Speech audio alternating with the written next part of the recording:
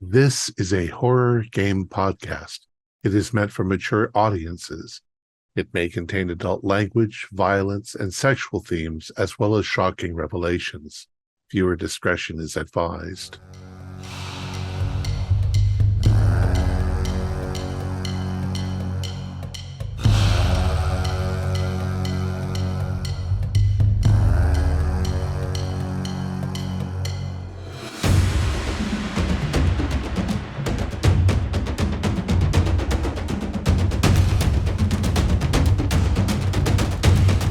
Greetings, fellow investigators, and welcome to our video podcast, Into the Darkness, where my friends and I are playing the Call of Cthulhu role-playing game.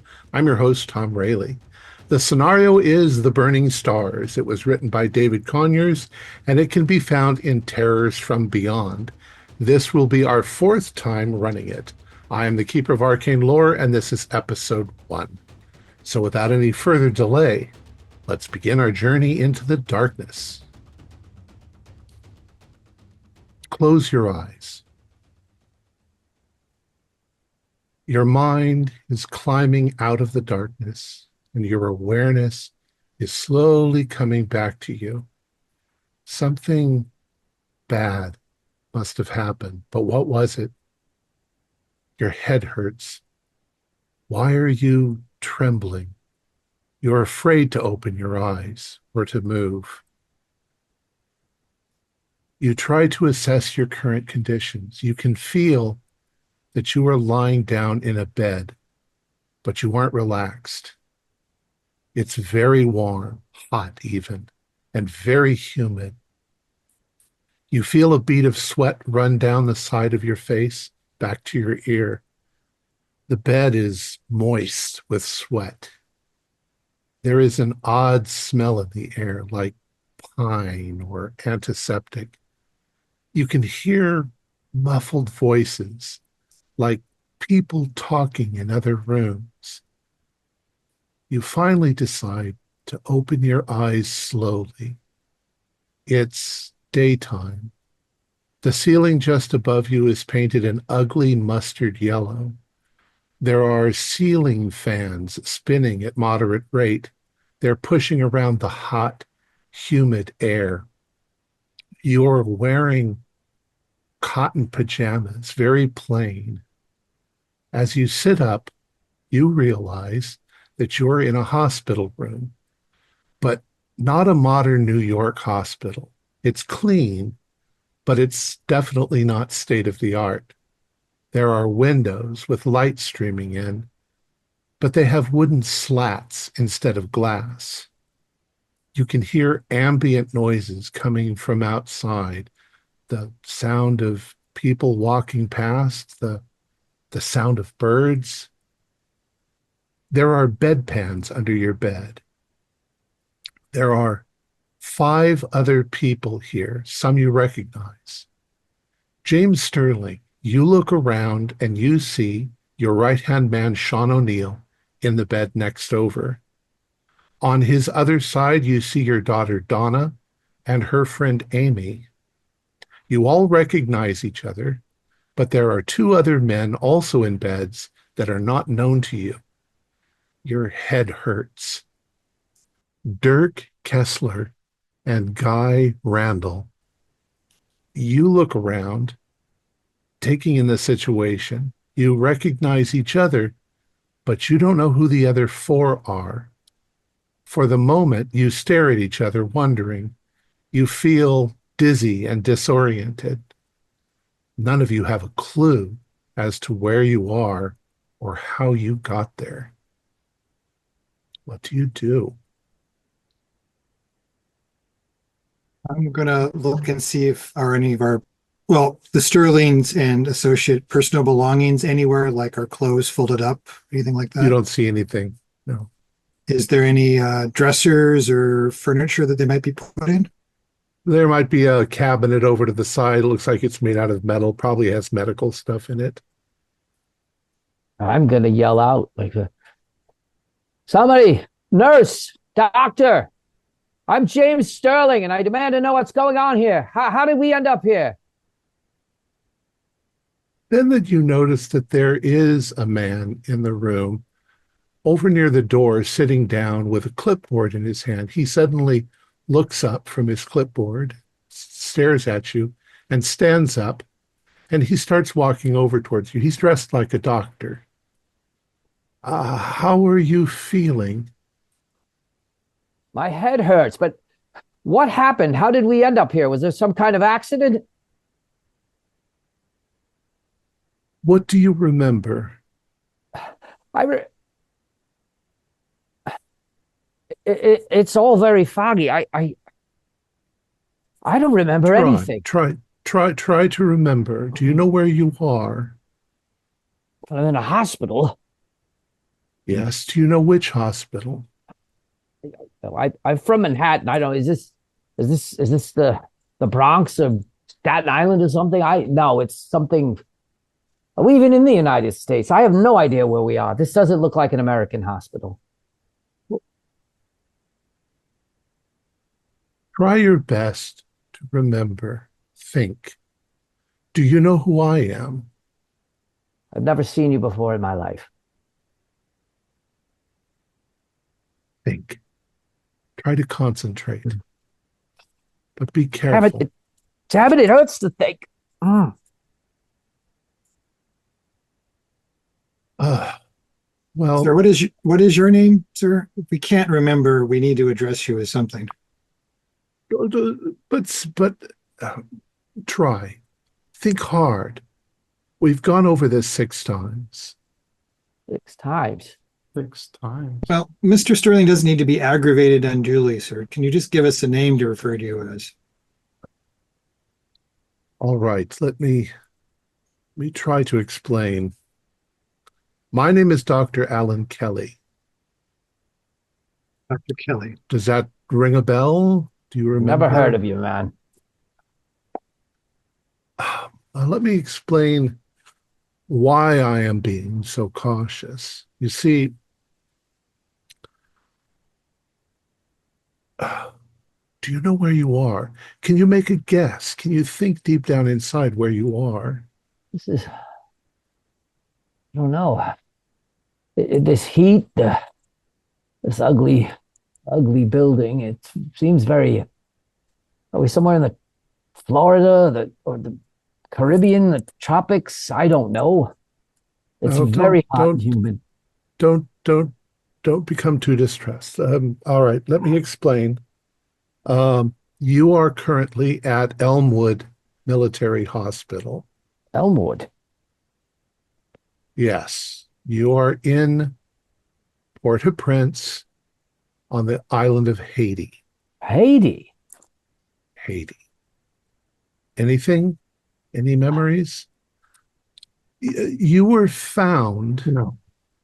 You were found 2 days ago, wandering in the foothills above Port-au-Prince, and in some sort of catatonic sort of state. You were unresponsive. We brought you here, and over the course of the last 2 days, we've been trying to help you. Um, but the problem seems to be you've experienced some sort of terrible trauma, and something that I say, or something that you say, or something that you remember is triggering you. And every time it happens, you go catatonic, and after a few hours, you wake up and you can't remember anything. You can't remember our previous conversation or anything. All of us, everyone in this room, the same symptoms. Uh, yes. You seem That's to be getting just a little better each time. And I mean, at this point, there's very little wrong with you. You've had a few scrapes and bruises, but we have no idea what actually happened. And Major Medwin, who's in charge of the base, um, he really wants to know what happened to you. Um, But I mean, you haven't really been able to be responsive. This is as far as you've ever gotten in this conversation. So I'm hoping that you can retain your memories. Believe me, we're not really equipped for this kind of thing. You know, we're good at patching up accidents and wounds and things, but this psychological stuff we don't really have the expertise to deal with. It's psychological. Man, if we're all suffering the same symptoms, I would think that they might, like any kind of memory loss, might be some kind of virus or something that they talk about. I'm not a medical man. I'm an industrialist, but I'm Dr. a well-read man. Dr. Kelly, our personal belongings, where are they? Well, we have them here. Um, Could you bring them in? That might help us establish a little bit of our identity. Good We'll well, idea, remember. O'Neill. Good idea. I'll have that done in a bit. What we need to do is I'm trying to assess whether you are able to speak to Major Medwin and hopefully clear up some of this up. I'm hoping that your memories return. Oh, I would love to Um, speak to Major Medwin. the thing is, we're going to have to release you. We can't really keep you here any longer, unless you just go catatonic again on us, and we're hopefully that won't happen. Hmm.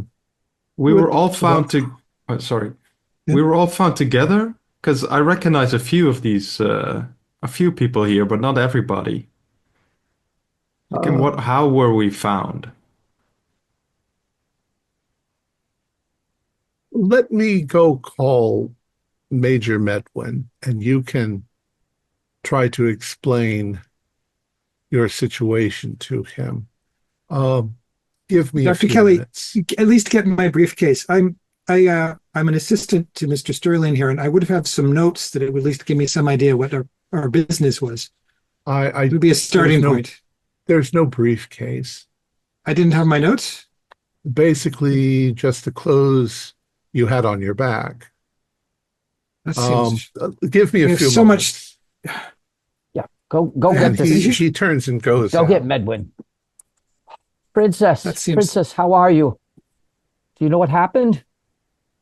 Daddy, I don't remember anything. Oh dear. And you as well, O'Neill? I nothing. I, Mr. Sterling, I'm going to talk to you in a bit maybe about it, but I just have a sense of dread about something, and I don't really want to talk about it just yet. I know what Just you're feel something saying. terribly feels wrong. There's Um, something foggy that I just can't get Mr. to. Sterling, we don't know these other two individuals. Perhaps it would be good if they introduced themselves to us because we're at a disadvantage right now. You two, who are you? At this point, I'm gonna ignore O'Neill, and I'm gonna approach Kessler, Yeah. and say, "Hey, like, I don't remember anything how I got here. What were what were we doing? Like, do you remember anything? My head's splitting, and I know something's not right, and I don't remember how we got out of the country." Yeah, I don't either. If I was drinking, I'd say I'd have the worst hangover ever, but I haven't had a drink in 10 years. Listen, we got to stick together here. I mean, we can talk to them, Hey, but wherever I, you go, I go. yeah, I don't recognize any of them, which puts me a little on edge that we were found with them. So let's collect You men, ourselves. you two men. It sounds like you're suffering the same thing we are. I obviously don't recognize you either. I'm James Sterling, industrialist. Um, Uh, this is I'm I'm this is Dirk O'Neill, Kessler. your Detective Kessler. Nice to meet you, sir. And you, sir? I'm Guy Randall. Good to know you too, Guy. This is my personal assistant, Mr. Sean O'Neill. My daughter Donna, and her good friend Amy. Uh, Pleasure to meet you all, but yeah, I'm not sure why we all would, I mean, be found wandering together.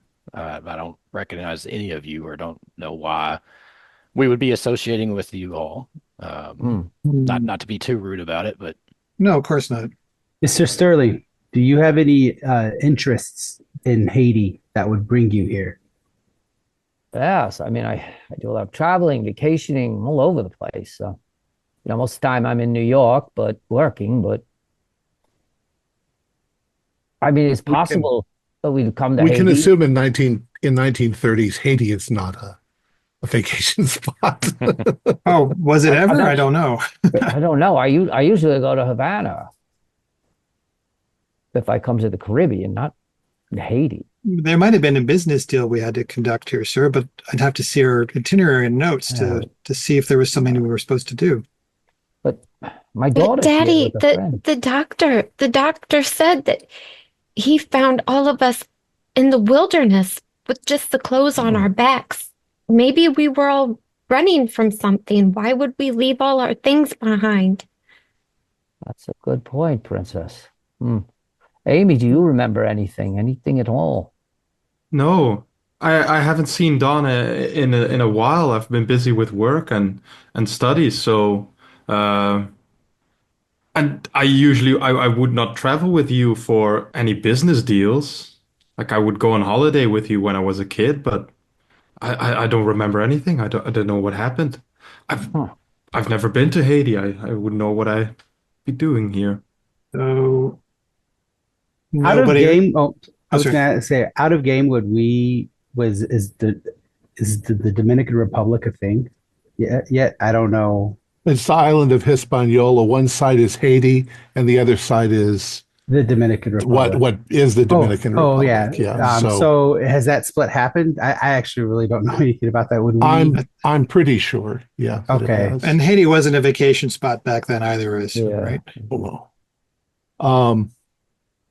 we'll get more into the Okay, history yeah. of Haiti as we go along. Okay, yeah, I don't remember Okay, what people did back then. I was just wondering if we Um, would have been on the other side for some reason. It was actually I was with the angle I was going to approach it with, but then again, I So don't know.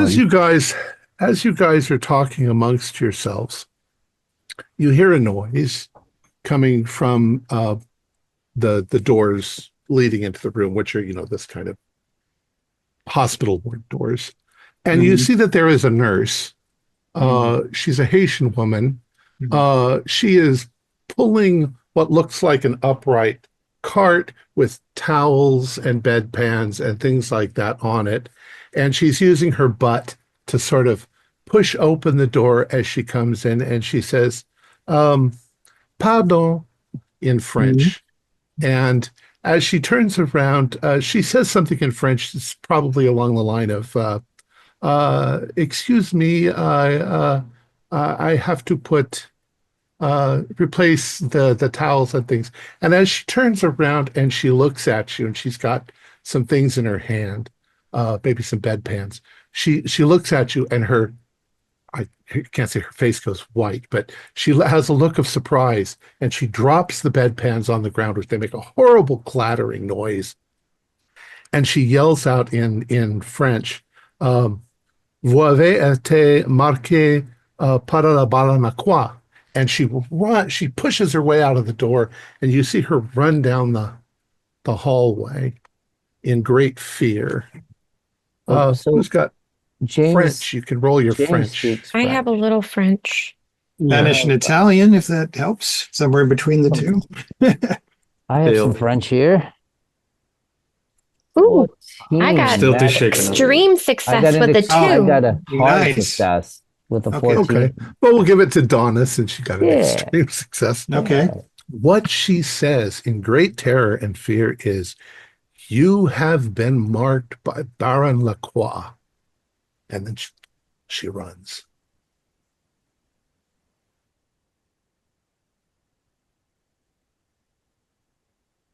Did you catch that, Princess? She just yelled out, "We've all been marked by a Baron Lacroix." Wow. Do we know a Baron? I don't know a lot about He's not Haiti. in one of your business contacts that I know of, sir. I don't know any. You do have Baron. some, of the lesser nobility, but not in the tri-state area or in the Caribbean.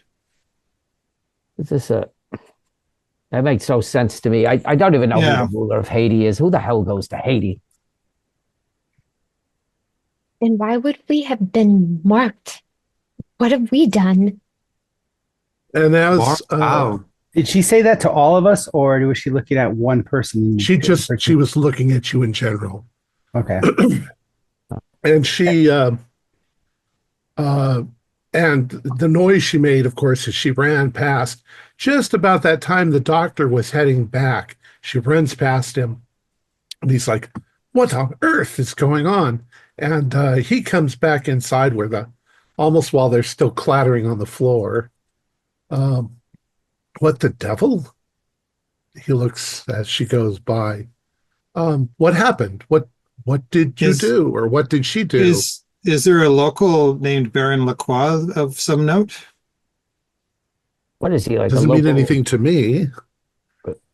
Is not a local leader of some kind, a politician? Perhaps we were here to I know visit. there's a French president, royalty. but I don't know. The president, there's a president and president. there's Well, no, it'd be French, so it would be Oh, what's the doctor's name again?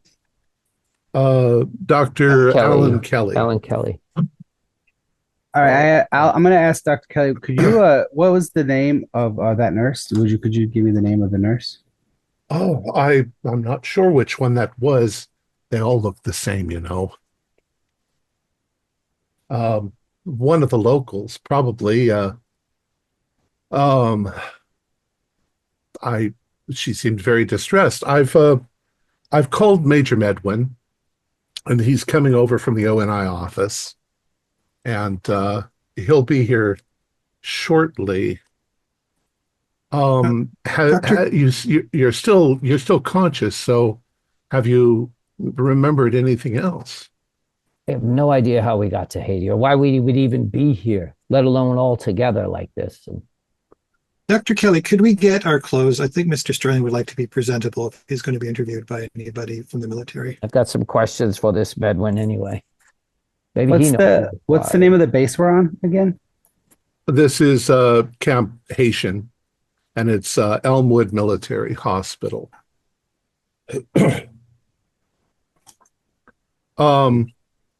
I'll see what I can do. I'll be back shortly. So he leaves you alone once again. If any of you gets up and goes over and looks out the window, That's what I was you doing. can see that it's a tropical island. You can see tropical plants. You can hear birds. You can see that you're in a military camp. There are people walking back and forth. You're not quite sure whether they're Marines or Navy. The doctor said ONI, which is the Office of Naval Intelligence. O'Neill, what do you know about Port-au-Prince and what the local amenities are? Do you know anything? Because we're obviously going to have to get a hotel if they throw us out of here. They'll have something for Europeans and wealthy Americans doing business stuff to conduct. We should be able to get something not quite up to our standards, but comfortable. The water should be drinkable. We got to get word to New York too. I want the best doctors from the only thing I don't quite understand, Mr. Sterling, is normally when we conduct business, we don't bring your daughter and her friend along. So this almost seems like it was something to do with the more vacation aspect. I'm not really But sure. then why wouldn't Mother and Jack be with us, Daddy? I don't know. My wife and my Mr. Kessler and Mr. Randall. My wife is not here if we were on vacation, nor is my son. He is. What if they are? What if they're still out there and they weren't with us? Oh God. We need to talk to this major. We need to have them search. Mr. Sterling, I can check with the port authority as soon as we're out here about when Yeah, we we're gonna have to talk arrived to and the find out embassy. if we had a larger contingent with us. Somebody would have to know something. Yeah, there how would we be got the number here. of people in our party would be written. We may down even have a somewhere. hotel already for all we know. Yeah, exactly. And I can call around once we get out of here. Mr. Kessler, Mr. Randall, you mentioned that you were detectives. Any reason you'd be down here that you can think of? Nothing I can think of unless we were looking for someone, Hmm. you know. Looking for someone. Is that your normal line of business? Looking for someone. I mean, we do like investigations and stuff like that, usually hired out for investigative services. So a lot of it is looking for someone or information.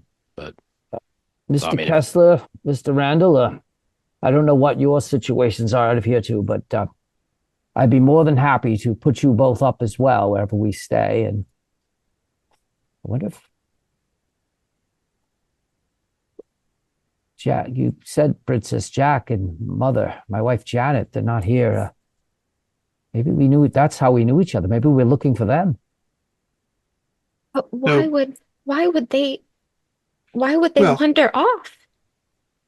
so if we hired them, would there be a record in my notes? I have to find those notes. Yeah. yeah, I think we would have notes ourselves. Yeah. If You could be we an were our employee. That's entirely possible. we were on the job, we'd probably have extensive notes and histories of whoever or whatever we were looking for. Would it be possible to pursue the nurse that ran out the door? She's gone. She's long gone now. She's long gone. So, yeah. Hmm. What happens next is you see the doctor coming towards you, but immediately he's stopped by somebody behind him, and it looks like a man in a military uniform. They talk for a few moments in the hallway outside the door, and the military man steps forward, pushes open the door. He's he's a clean cut, obviously. Looks like O&I Naval Intelligence. He's got the whatever the marks for a major would be, and he's got a name tag, Medwin. And it's U.S. It's U.S. military, correct? Yeah, U.S. military. He pushes open the door, and you hear him talking to the doctor, and he says, "Well, we'll just have to see. We can't keep them. We can't keep them forever."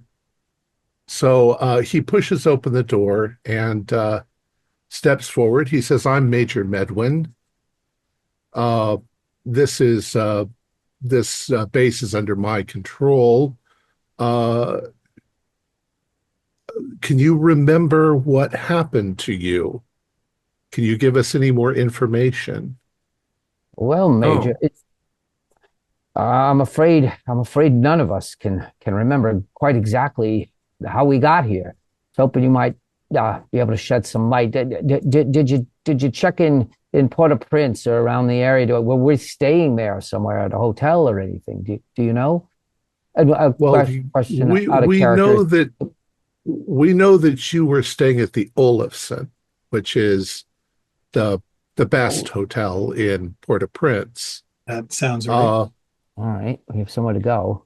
All of All us. six of us? He looks at you very oddly, and he turns to the doctor and he says, are you sure that everything is... And suddenly you are in the back seat of a car driving through the middle of Port-au-Prince. You have your clothes on.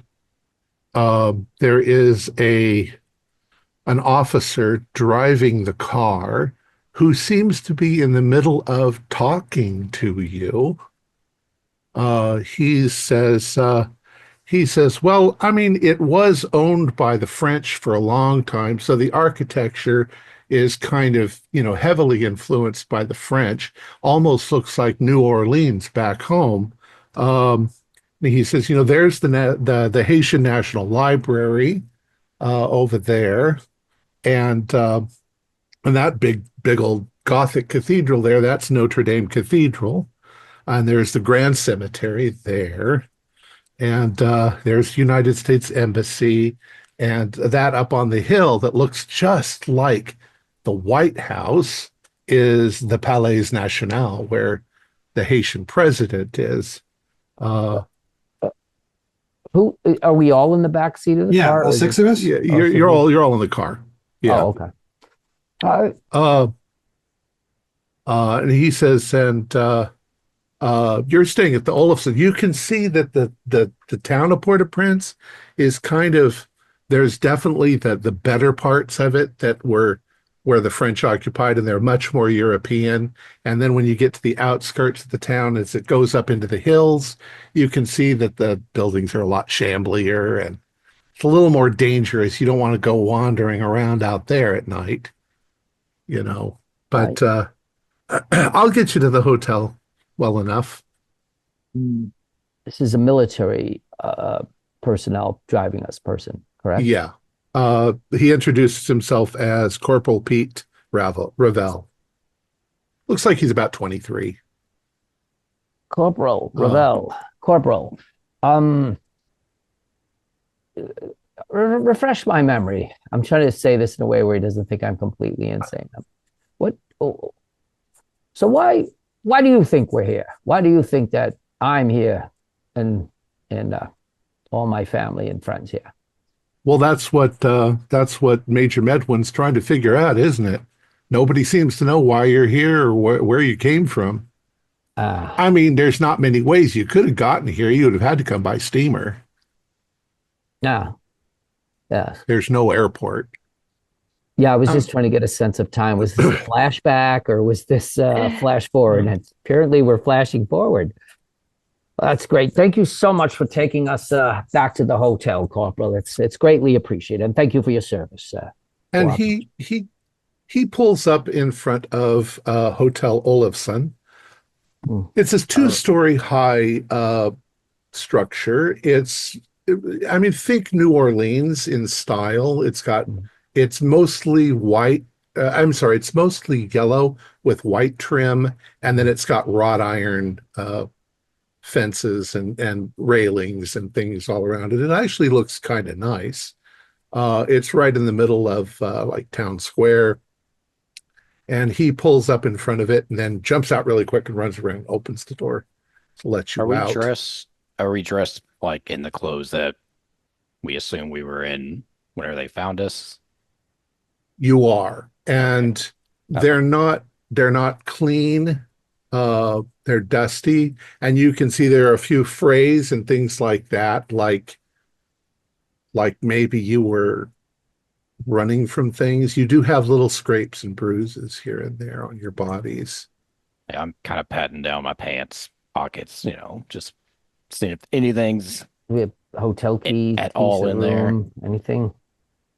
Yeah, Dirk, as you do that, you reach into one of your pockets and you feel a business card. And the business card is this. Department of the Navy, Office of Naval Intelligence, Major Lloyd P. Medwin, United States Embassy, Bicentenaire Boulevard, Alex Hamilton, Port-au-Prince. I guess the telephone number P-0220. There ain't that many phones. So I show it to Guy first, kind of, slyly, not out in front of everybody, kind of hand it over to Guy and let him look it over. And since we're right here, just kind of, Yeah, raise my eyebrows. I see it and kind of give you the same look. Like, what condition is the card in? Does it look like it's been in his pocket for a while? So it's crispy. So, and I check my pockets at this now, and I do it. Is there anything in my pockets? No. Okay. So, We have. I was. Oh, go ahead. I'm sorry. I didn't mean. I'll just say that I after seeing the card, checking my pockets, realizing the condition it's in, I kind of I'll give Dirk a look and just kind of a knowing look, like nod, and like we'll talk about this later. Then and that's it. I'll also check my pockets for receipts or notes or any desiderata that might be related to our business. You don't find anything. No hotel keys or anything. No hotel keys, no wallets, no identification. Well, they'll know it's a desk. Yeah. So I'll go to the front desk and get us fresh keys and get us set up again. And the clothes we're wearing, like, they look like something I would have in my wardrobe back at Yes. home, or yeah, okay. Yeah, you recognize the clothes. Okay. You know, these are definitely your clothes. I'm going to find the concierge and make arrangements to get us all have keys Okay. and have fresh towels and other stuff sent to our room so we can clean ourselves up or whatever. All right. So you all step into the foyer of the hotel. Um, it's fairly small, but there is a sort of almost a grand staircase going upstairs to the second level. There's no elevators. Um, there is a desk, and there is a young man, looks like he could be 20 at the most, Haitian, Mm-hmm. um, in a very smart looking, concierge uniform. Mm-hmm. There are palms in the house, and there's a big giant air circulating fan. It's very hot and humid here. So you've already realized that your clothes are already Mm-hmm. sticking to you. Um, so what do you do? And So he says, bonjour, monsieur. bonjour. Uh, the Sterling party has had a little accident and we've lost our room keys. Could you arrange for us to have new room keys and to arrange for fresh towels and toiletries to be sent to our party room? We need to clean ourselves Uh, up. As you can see, we've had a bit of a run-in with the jungle, as it were. uh, one moment, and he opens up his little book and goes through it, and he says, the Sterling, Yes. Monsieur James Mm-hmm. and Monsieur O'Neill Correct. and two women. Mm-hmm. Yes, you are in rooms. I'm suddenly German. Sorry. That is all right. It happens to the best I of think us. the Germans did occupy them for a little while. Probably the subs came in some point. He turns around and there are cubbies, Mm-hmm. for mail and stuff like that. Mm-hmm. And he reaches up into one and he says, Mr. Sterling, 101, and hands it to you. And Mm-hmm. then the ladies, 102, hands that to you. It's possible, concierge, that these two are also staying here. I'm not sure. They might have it. They might be under a different name or something. They're not with our Excuse me. party. Sorry. Excuse me, good man. One moment, Sean. Thank you. Yeah, no worries. Have my wife and son returned? Uh, there were only two women. Ah, okay. They must not have arrived yet, I suppose. Uh, is there anything else, monsieur? No, thank you, concierge. Although you might need to help these two gentlemen. They might need to see if they have a room here. Yeah, And I asked pointed about, that. He looks at you oddly, and then, okay, keep going. Kessler and Randall. Um, he looks on the thing and he says, "We, but it's it would be inappropriate."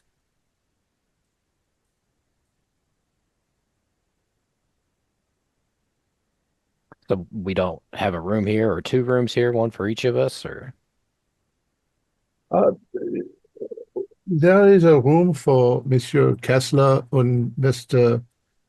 Oh, I'm going to afraid of German again. There's a room for Mr. Kessler and the same room for Mr. Randall.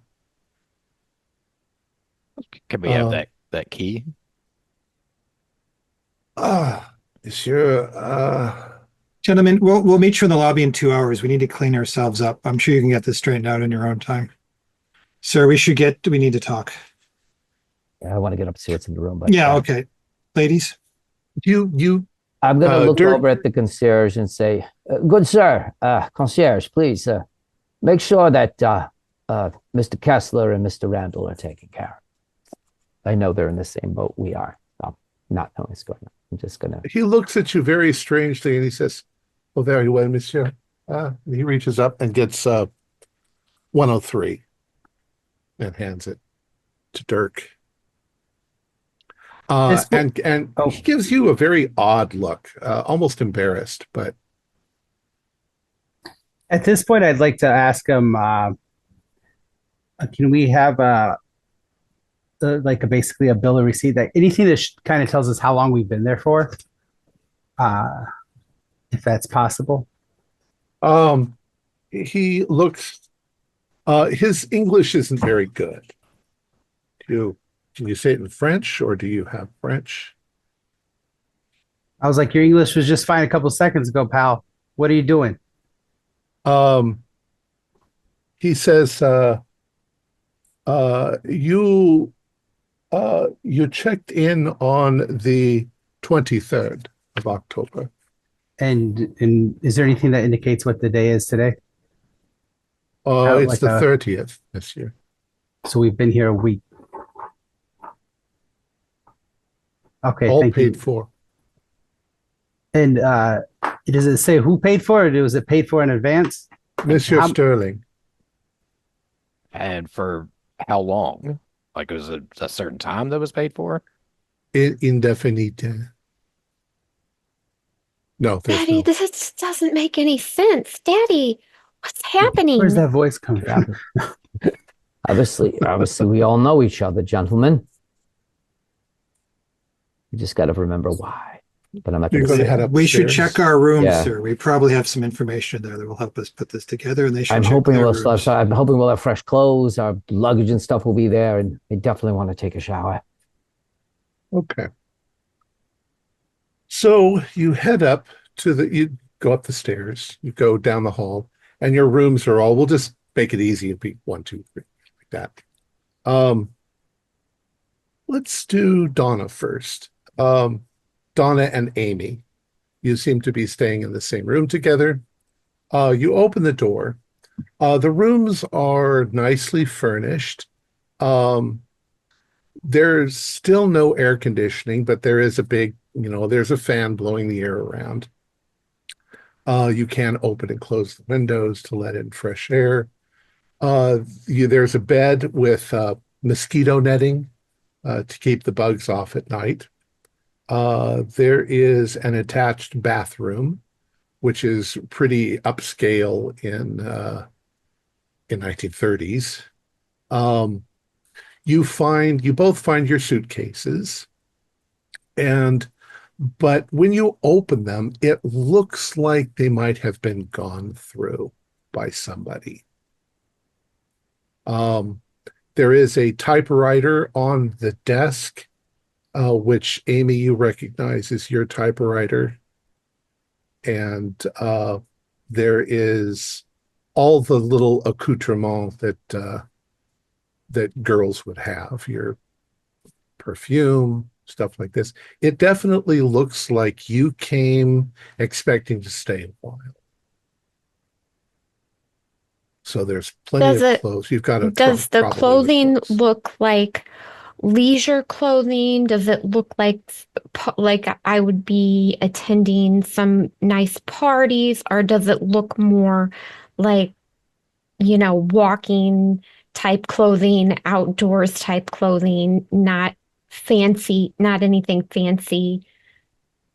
Let's say that you probably brought a couple of fancy things because you didn't know, but you also brought mostly stuff because you knew that what Haiti was going to be like. It was going to be hot and humid.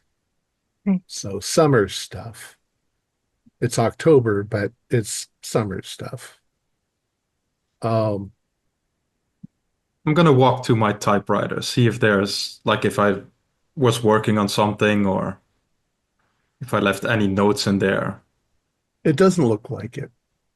There is it's the kind that is like a case, and then you just pop the case off and set the case aside, and then you've got the typewriter. So there's nothing currently on the typewriter. No notebook anywhere or something like that.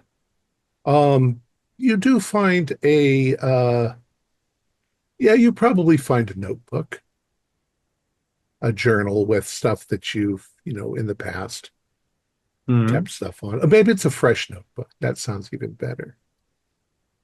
And But like any no recent notes, notes about why I'm here? No, okay. Of course nothing. not. All right. Well, like somebody went through our clothes, Donna. I I know things are not how I would have arranged them. Is anything missing from your luggage? Is there? Would I know what I took here? You don't think so? Okay. No, I don't think so, but yeah, it's still strange. This whole situation, it's more than strange. I have clothing in here that looks like I may have thought we could be going to a party. Why would we be here? Why would we vacation in Haiti? And why would I bring party clothes? Your guess is as good as mine. I feel sick. I'm gonna lie down. Yeah, if you need anything, just give a yell. And Yeah, Okay. there I'll are also moments lie when you down. all feel kind of a little dizzy. Uh, when you sort of woke up in the car, it felt like you were coming to, like you had passed out. Um, James and Sean, you go into your room, and there is a similarity. It's still just one large king size Mhm. bed, but Mhm. there is mosquito netting and Mhm. so forth. However, there are two suitcases with Mhm. clothing. Um, they have definitely been rifled through. They're both open on the bed, and things have been taken out and gone through. You also have a briefcase, but the briefcase has been popped open and it is completely empty. It must have been those Damn. military men. The military. They must have gone through our stuff when we Not weren't coming necessarily, through. sir. Not necessarily. Uh, Tom, did we bring some personal firearms, and is that what is missing? Because I have a feeling we might have done something like that. Maybe you don't find any There's no. firearms. Sir, James, Mr. Sterling, I wanted to wait till we were alone, but because I wasn't sure the kind of company we're keeping. But, sir, someone is trying to kill us, sir. I don't know who we can trust because I don't have any clear memories. I don't know if it's the military or what's going on. Our lives are in danger. They're in the quad. What the hell is that? I don't know. I My don't know. guns are That missing. name doesn't ring a bell, sir. I No, just know that there's something very wrong, and the lives of yourself, your daughter, and your daughter's friend are in danger, and that we need to protect ourselves and we need to be prepared to fight. Sir, this is not just amnesia. We have an enemy who desires our death. it's true. Did you notice when we were down with the concierge how strangely he looked at Mr. Our behavior is Kessler? inconsistent with what he saw previously, and I'm not sure how we treated him before or what we did, but he does know something, and we should probably talk to him later. I think we need to talk to him. Yes. I will be there with you too when we do, but he was looking at Mr. Kessler and Mr. Randall rather strangely. He said it would be inappropriate for them to have the key. This is a Catholic country, sir, and two gentlemen sharing a room that wouldn't have a reason, like a personal assistant, might be considered not appropriate. Oh, As the Did two of it? you are standing there looking around, talking, do spot hiddens for me. Okay. okay.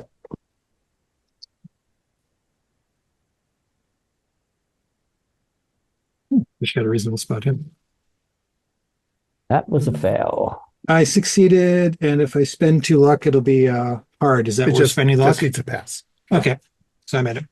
So you're sitting there talking, and Sean, using your experience and deduction and notice of things, you notice something under the bed. And considering the placement of the briefcase that was opened and everything taken out, you think something might have slipped out that whoever did this didn't notice, and it wafted underneath the bed. There's a piece of paper under the bed. Sure. I'll take it, see what it is. What does it say? So you grab it, and this is what you find. Cargo manifest, sir. 60 crates, farm equipment, sir. As we know, that's the usual. 60 crates, sir. I think we were possibly funding an insurrection. Expected to arrive 6th of October. We're already into the 30th, I think you said already, right? Would I have crates of It's a farming equipment and machinery coming down here? sir, sir, Am I sir. investing? It's a euphemism, sir. I don't know how your memory is going, but it's farm machinery, sir. Farm machinery? Oh, Your business, sir. It's farm yes, machinery. I am. I'm sorry, Sean. Everything's so foggy. No, I know understand, the, sir. We should find if that's still on board the ship. I don't know if we made the appropriate arrangements to sell it or not yet, or if we missed a deal. I don't know what's going on, sir. What's Perhaps happening to me, the Sean? Baron was a customer. Maybe he's an Maybe instrument. read it a little bit more carefully. Okay. I know it's a little hard to cursive. Manifest of the cargo on board the USS Christabel of Monthaven, Bronx, bound from New York to Labadie Imports, Port-au-Prince, Haiti. So Labadie Imports. Sterling Industries is the shipper. The location is Monthaven, Bronx, New York. So that's where it shipped from. There's 60 crates, farm equipment machinery, which we know what that refers to. And it was expected to arrive by the 6th. It perhaps didn't arrive yet. And Mr. Jeremiah DeWitt swears to the truth of the manifest, and therefore he was probably paid to write farm machinery. And it was done on the 18th of September, so quite close to when we actually left. And Jeremiah DeWitt, yes, okay. This does give us something to roll back upon, sir, to see the status of the Find out if that ship's still in port. And where we might have had it sent to a warehouse or something. Perhaps we need to. I'm just trying to put the pieces together. I mean, I know I made most of my money in World War One. Well, sir, I don't know why. This sounds like a typical business deal of ours, but I don't know why we would have brought your daughter and her friend along It for makes such a no thing. sense. That doesn't make any Makes sense. absolutely no sense. We don't treat those as fun adventures. It's business. So we have two detectives that we may or may not know. We have. Well, you hired them, sir. Apparently, we were paying for their rooms. Well, that's what I'm trying to get at, Sean. Is like the way the concierge was looking at them. I don't. Do we know that they are really this? I don't remember Kessler, or I don't remember them. I don't remember hiring them. I don't know if you do, but I certainly don't. Apparently we did, but we don't even know if those are these same men. We don't even know that. Well, that's possible. I didn't even consider that.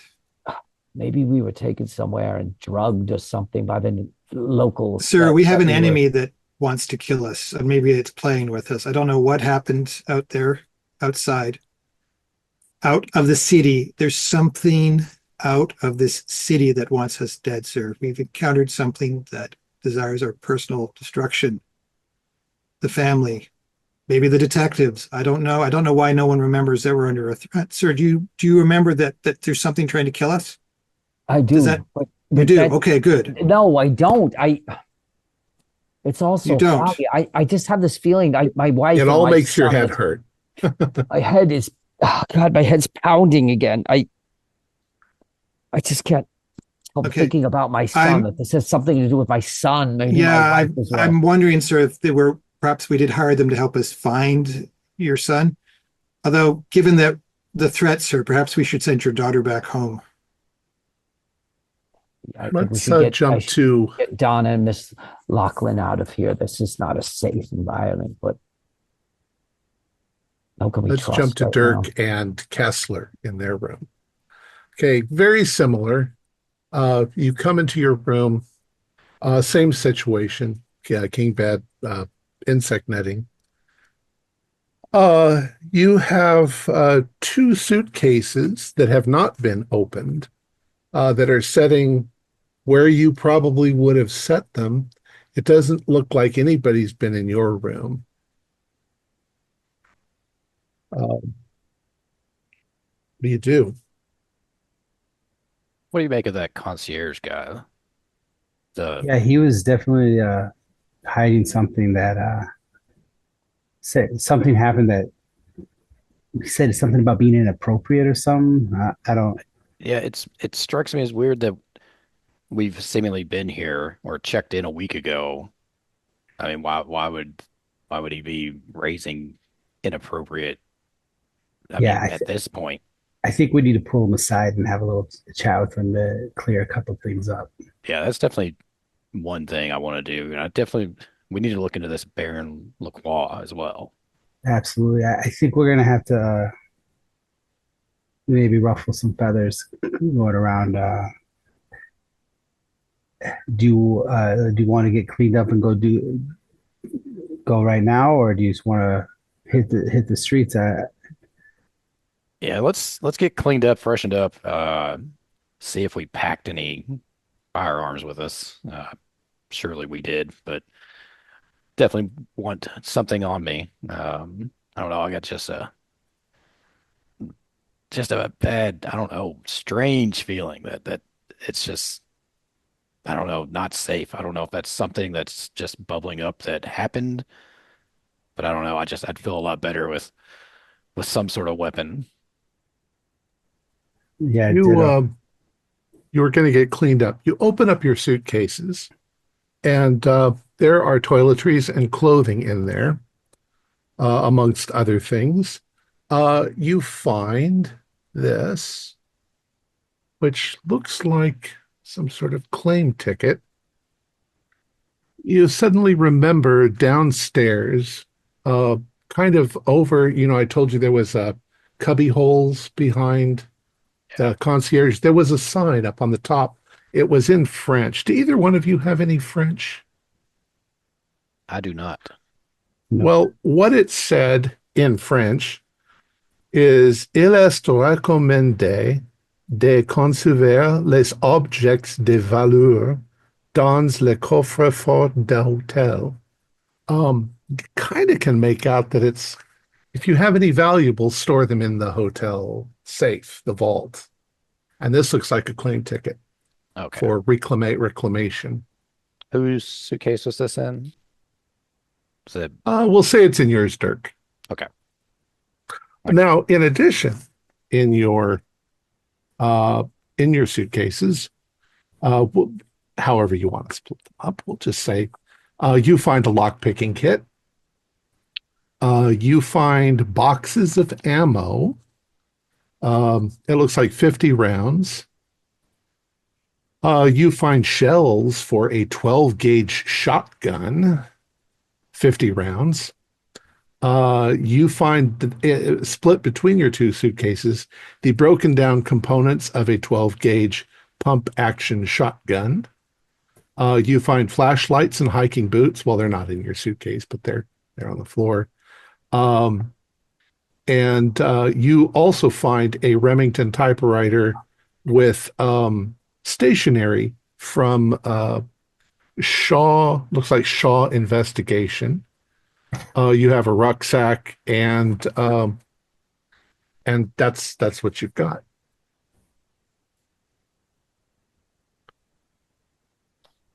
All right, I think I'll start assembling the shotgun to have that at the ready. So there were 50 rounds. Was the shotgun the only firearm? Yeah, that seems to be the Okay. only firearm, but you've got ammo for regular guns. I kind of hold up the the rounds for the regular guns. Like, wonder where these. Wonder where the gun is. I mean, I can't see why we'd bring rounds and no gun. At this point, would I could I like basically toss the room, look under the bed, look under the mattress, if there's any cubby holes, like kind of Absolutely. get reacclimated with my Do a spot hidden. I think I'm You also guys are cautious. searching as You well. So you can both do it. Yeah. okay. a 92. 98. You don't find any handguns or anything like that anywhere, Just this but you do. blinding You headache. do. Yeah, you got you got a headache, but you do have that claim ticket. Yeah. I guess we can, after we get freshened up, which hopefully subsides this headache a little bit, we can go see what we have down at the desk.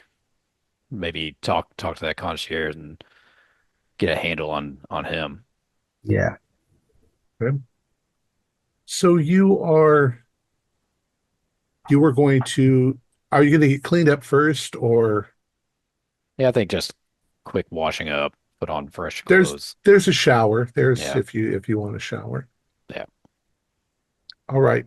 Let's jump back to find out what are the ladies going to do. Oh, you're laying down. That's right, Donna. How about you, Amy? Uh, I'll freshen up and lay down as well. Okay. James and Sean? I think I've taken a Um, shower. Yeah, Changed get cleaned clothes. up, put on fresh clothes. This town they wouldn't have phone books back then, I guess, would they? Something to flip through, look for addresses. They might, but there's going to be very little in them. There's I'm just probably trying to only see if a- there's like the warehouse district, warehouses or someplace that might go to look to see if where our shipments are. Well, there's definitely an address for Labadee Imports, if that's what you're Okay, there we referring go. to. That's what I needed. The address. Um, Sir, how much? who is going Yeah, to good. take the shower first? Mr. Sterling, of course, he needs to clean up. I can wait. Mr. Sterling, James. You go in to take a shower, you strip down, you get in the shower. Thank God they have hot water. Um, uh, you feel a lot more relaxed just because of the the the temporary heat of the water on your back and on your shoulders. When you're done with your shower, you realize that it's still so hot and humid outside that you're not sure how long it'll be before you just sweat right through your clothes again. You go to look at yourself in the mirror, and there is what looks like a playing card that's jammed into like the frame of the mirror itself. And when you flip it over, uh, it looks like this. When you flip it over at first, it's upside down, but when it's right side up, it looks like this. God, what is this? And you are 90% sure that it was not there when you Got came in the into shower. bathroom. Oh dear God. Sir? O'Neill, Yes, Oh, yes, yeah. right away, sir. I did barged anyone in. come in this room? Has anyone been in here? A maid or Not since we arrived, no, Sure, sir. anyone. I've kept the place just to us because we need to figure out what's going on. look at this card. I found this in the mirror. This was not there when I stepped in the shower, but when I got out, this card was there. It looks like some kind of la mort. That's French for death. What is this? Is this It's I think I've seen gamblers with these things. It's some kind of a special illustrative gambling deck or fortune telling deck, I think maybe. fortune? Oh my God. Yeah, it's superstitious stuff. Oh God. It's Who's quite that? lurid, I have to say. I mean, look at this. They gave this gentleman 3 eyes. I mean, what the heck is that supposed to represent? Is there like a window that someone could have entered and exited through in the bathroom? Okay. Well, they must have You're on come through the the window. you're on the second floor. Somebody must have there's climbed. there's no balcony. Somebody must have climbed up somehow in and out the window. I don't know how, but Does it look like a brand new card? Not really. So it looks like it's Looks from a like it's used been deck. used. Yeah. Yeah. The we're gonna whatever is trying to kill us, sir. Remember, perhaps it likes to toy with its prey. we need to we need to find out what's going on. Yes, I want to get some guns. My guns are missing. sir. I had a We 38 will and a have 45, if we have the crates, sir. We will have weapons, sir. We need to go to the warehouse. So that's where the crate was delivered. Crates, sir. 60 I crates. do not remember making any sort of deal for this with these. I don't know what. Again, I don't understand why we would have. have your children why- along on That such a makes deal no either. sense. No. Um, just can't shake the feeling that my son James is somehow involved in this. I don't know why. Just won't leave my head. We can make. O'Neill, I want you to make a call to the States. I want you to call my wife, Janet. I want to see if she's there. I want to find out if she knows what All right, Janet is sir. up to. I want to know what's going on. Maybe she can have some answers for us. Maybe she knows why we left. All right. So I'm going to keep the card in case we can use it to show to somebody. Yeah, maybe the detectives. All right. I'm going to head down to the front desk to make to pay for a call to the States, to our state. As you are opening your door to go down, Dirk and Guy are also opening their door to head down with their little claim ticket. So the three of you are now together. Have they cleaned themselves up yet?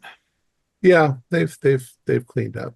Okay, well, I'll nod to them. I probably still look like a wreck, but I haven't had a chance. Not bad. Gentlemen, you're looking a little bit better. Are you feeling a bit more centered in your purpose and figuring out what's going on? Well, Yeah, nothing a hot shower don't help with. Mhm. Well, my current suspicion, gentlemen, is that we hired you to possibly look for some family members. So bear that in mind when you're trying to figure out what's happening. Seemed to be the most likely thing. I don't know why family members would be here, but that's your professionals. Perhaps you're the ones who led us here. possibly. So you guys are going down the stairs. You get to the bottom. You can see, Sean, that there is a telephone. Okay, I did the telephone and do all the stuff you have to do to call the operator and crazy shit. Right. We'll get back to that in just a moment. Sure. Dirk and Guy, you go up to the front desk. As we're walking away from Sean, I kind of want to ask Guy, like, hey, do you want to do this claim right now in front of O'Neill, or do you want to wait till he fucks off and then we'll take care of it then? Yeah, I think wait for him to fuck off. Let's just talk to the concierge for now. All right. And I'm sorry, Tom. Go ahead. Oh, you can always interrupt me. But in that case, let's say Sean goes first. Sean, you go over to the phone and you call, you pick it up, you get the operator. She only speaks French. Can I try to make do with Spanish or Italian? I speak both fairly well. Try to find the right words. I'll make it very simple. I'll say do a luck roll, but okay, it's not very likely. Okay. Well, I'll try. If I can't get too far, I'll just try to give her the numbers, because as an operator, she should understand, oh, this is the exchange he wants, and try to get through that way. Okay. So in that case, go ahead. I made the luck roll if that helps. Okay. Yeah. So she says, she kind of understands what you're saying. And then she stops for a moment. She says, international? Of course. She takes down all the information that you give her, and she says, international, there is a delay because of the connections. That's understood. It could be 1 or 2 hours to get through. I see. All right. So we can send somebody to get you in your room. All right. When it goes through. Excellent. All right. We'll arrange for that. So that only takes a couple of minutes. What are the two detectives doing? Are they just kind of hanging around? They've gone over to the concierge. Okay. All right. So the concierge, oui, monsieur, what can I do for you? He's not really speaking as good English as I am, but I just don't do French very well. Oui, monsieur. I guess just straight to the point. What did you mean by inappropriate earlier when we came back? Oh, it is nothing. I mean, it felt like something. Oh, it's definitely something. I'm guessing, like, because of like my strength and constitution, I'm a pretty big guy, looking pretty intimidating, and you're also pretty good looking. So thank God, at least that's in the game. Whew. But I'd like to somehow, I guess, intimidate or kind of let them know clearly that we mean business and that, like, we're He not here says, to play around. pardon, monsieur. It is the policy. And he says that, and you get this sort of wave of nausea coming over you, and these little sparkles on the edge of your vision, and you feel like you're going to fall over, but you catch yourself at the last moment. And as you come back up and look at him, he's gone back to doing his work, Kind of almost look, as if you had a conversation with him, I kind of look but around you don't remember it. to get a feel of like look outside to see if a considerable amount of time has passed or anything, or like if the lighting and everything still seems the same, probably just a couple minutes, or if it's suddenly, There's darker. a clock on the wall.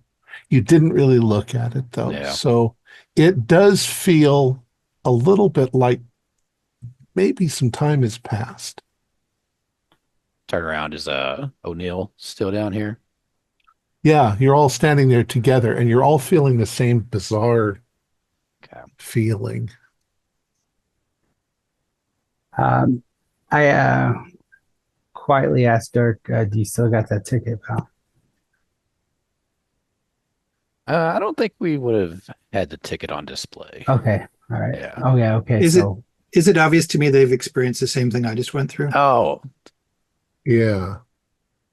Um,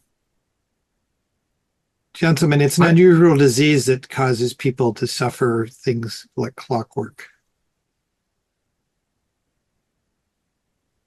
uh, yeah. Sorry, guy. Yeah, I do still have the ticket. Hmm. all right. At least we didn't lose that because we're losing time or something. It seems like every time we're Yeah. about to learn something or we're something's being hidden from us.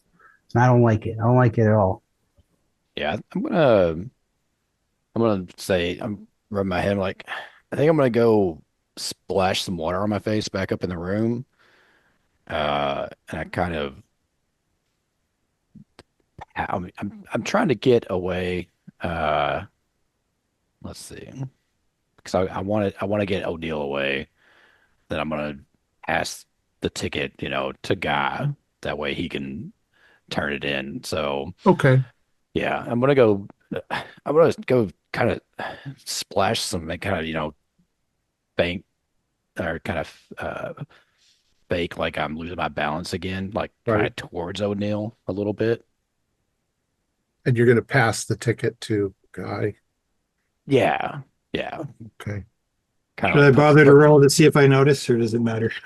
No, you don't need to. I mean, Okay. whether you do or not, excuse me. Do you follow him up the stairs? Are you going to go up the stairs?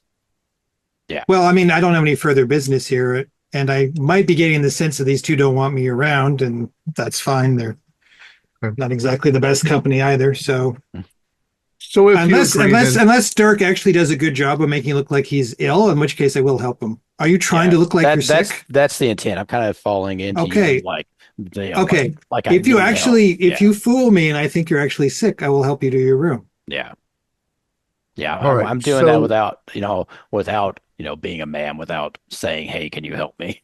Yeah, okay. I will give you a Yeah. shoulder to lean on and I'll lead you back Yeah. there. all right. So the two of you are going upstairs, and Guy, you've been slipped the claim ticket. They go upstairs and they disappear around the corner. What do you do? Okay, I'll take the ticket up to the desk and I'll just Wait a kind of minute, push that Uh, towards him and say, I'd like to he takes it. get He that. looks at it. He says, "Un momento." I don't. Un moment. You changed languages again. I got a 45 in He's gonna Spanish. I have know to what learn that meant. French. I'm bis All in right. minute. I don't know. What are you doing? So he disappears into a back room for a few moments, and then he comes back with a box. I don't know what kind of cardboard box. I don't know if they had cardboard box. He brings a box. And uh, as he puts it on the counter, he takes the tag off of the box. Here, monsieur, this is yours. When you pick the box up, it's fairly heavy. I mean, it's not an unusually heavy, but it's definitely got some stuff rattling around in there.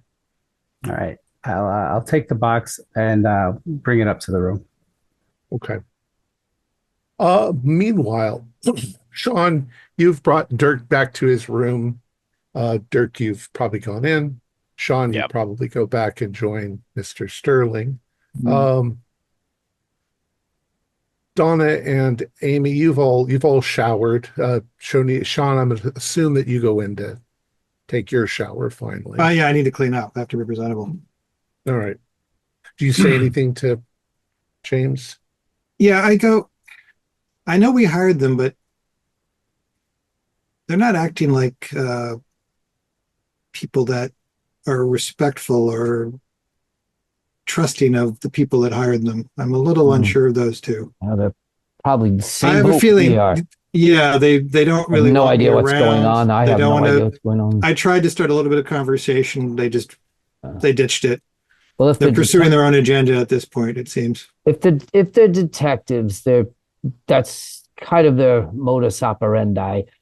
I think they're in the same boat we are. They have no idea what's going on or why they're here. And I don't even remember hiring them. They probably don't even remember us us hiring them. Well, the only reason we know is that the concierge indicated that we're paying for their room, which suggests that we've given them some Yeah. kind of disbursement and expense It's account. or still all something, it's a very strange experience. None of this makes sense. I can't think of anything that would cause us all to have the same symptoms. It makes absolutely no sense. While I was downstairs, sir, I had one of those moments along with the other two. Did you experience anything up here? The when you black out and Yes. So that's again, we had it at the same time. Oh, I don't know why it happened. and I've just been kind of wringing my hands. I'm worried about my wife and my son. What's happening to my daughter in the other room and a friend? Why the hell would I bring them here to some island where we're selling weapons to probably some revolutionaries or Yes. something? I don't know, sir. It Why makes no would I sense. be- You wouldn't put your family at risk like that. There must be a reason for it, but Something. perhaps, sir, perhaps you should go talk to your daughter. Maybe she's remembered something. Try to walk it That's through a with good her. idea, and I think we should try to spend more time together, just so safety in numbers. Looking out for them. I Well- can't let anything happen to her. We need to go to the warehouse and arm up, though, sir. That's the other thing. We could be We do attacked need at any to do point. We do need to do that. Do I know if Donna actually knows how to use a firearm for any reason? Like as part of the son of someone like that, a daughter of someone like that? Has she been trained? Or is she just a typical flapper type girl? Well, actually, Donna, what's your firearms look like? I think she might have had It defensive. looks decent. Yeah, handguns. I got a 50 and You've got good rifle, training I've got then. a 45. That's my girl. All right. So you know what? I have a feeling we probably arranged to have her training because she's got her rich parents. We should arm Donna as well then, and possibly Miss yes. Amy. Yes, you gotta make sure they can take care of themselves. I can't let anything happen to her and a friend.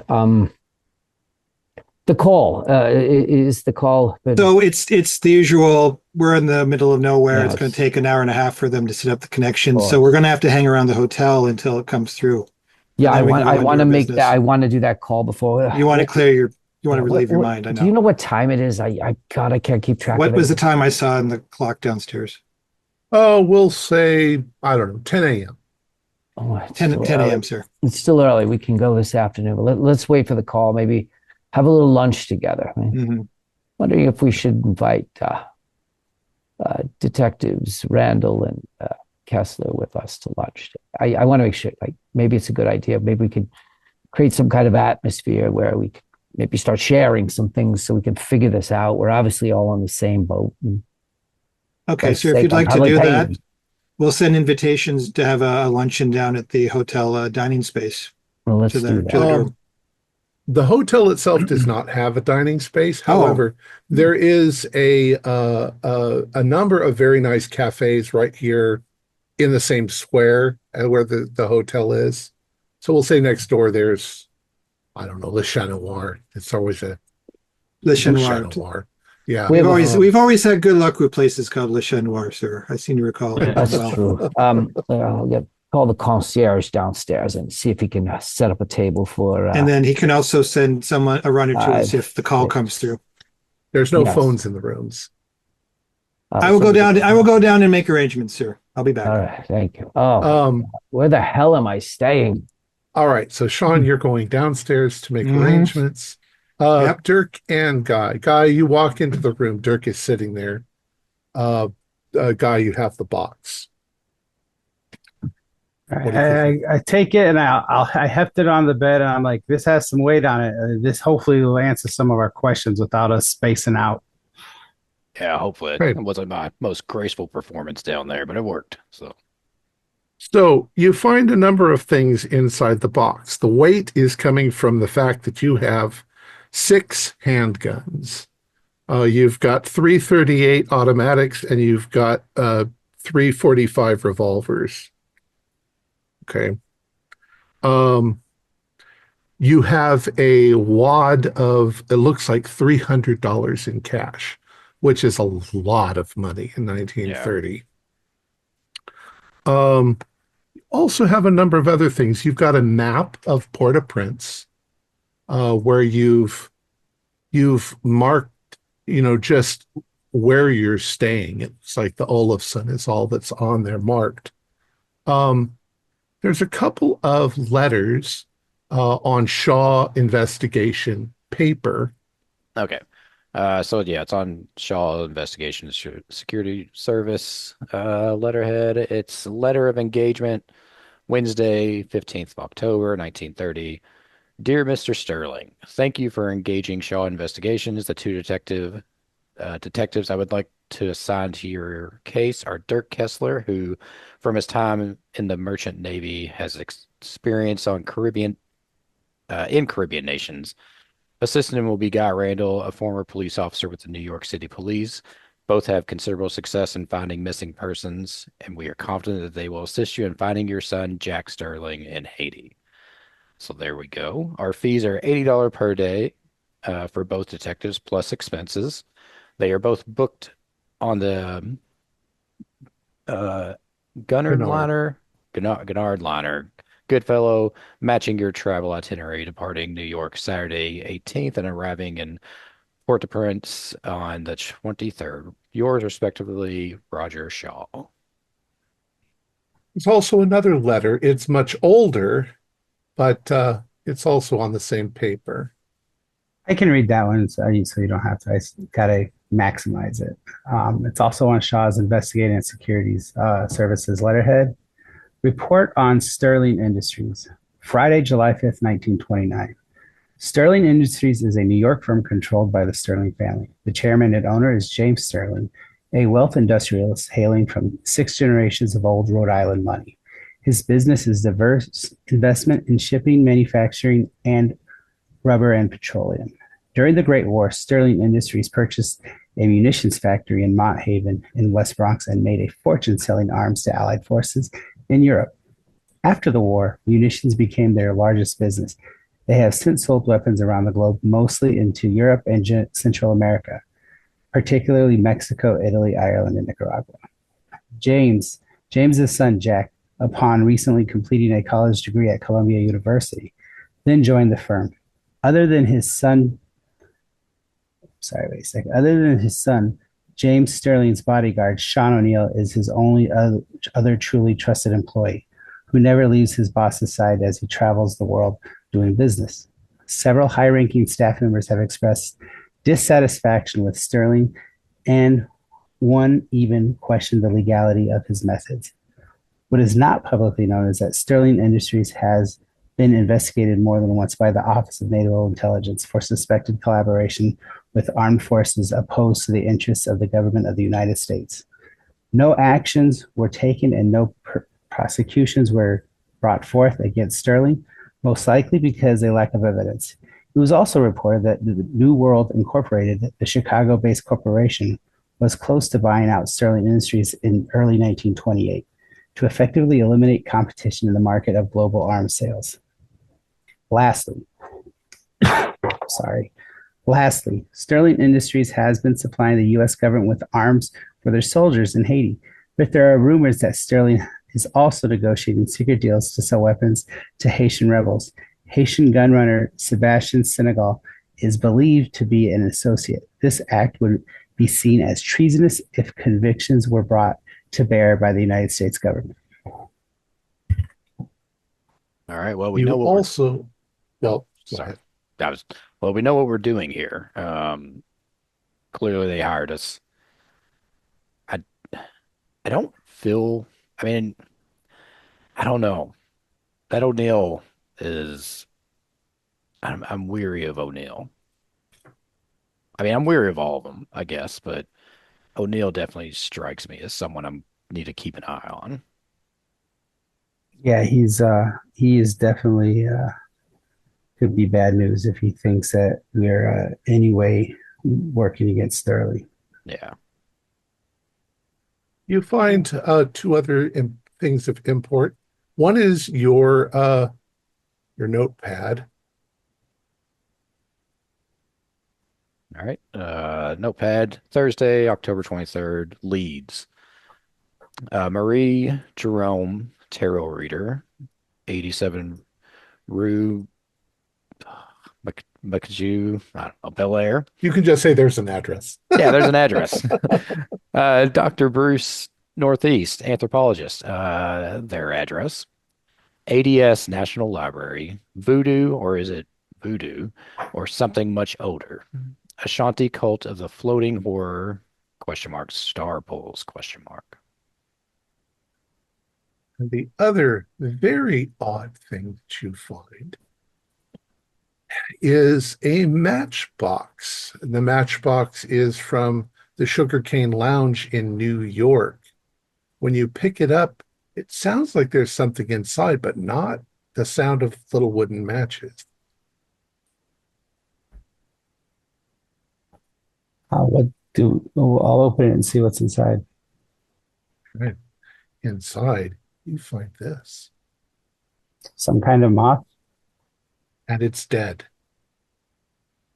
Yes. Okay. That is an odd memento to be carrying around in a matchbox. Yeah, this is definitely does. It looks like it raises more questions than it gives us answers. Yeah. Doesn't, I mean, trying to think about it, doesn't really trigger anything with me. God, every time I try to think of something, this headache just rages or try to remember anything. You got it. So, should we start retracing our steps? That we already established a connection with some of these people. Yeah. I also that nurse that what that nurse said, she keeps coming back to me about being marked by the Marquis, the Baron Lafayette, Facua or whatever.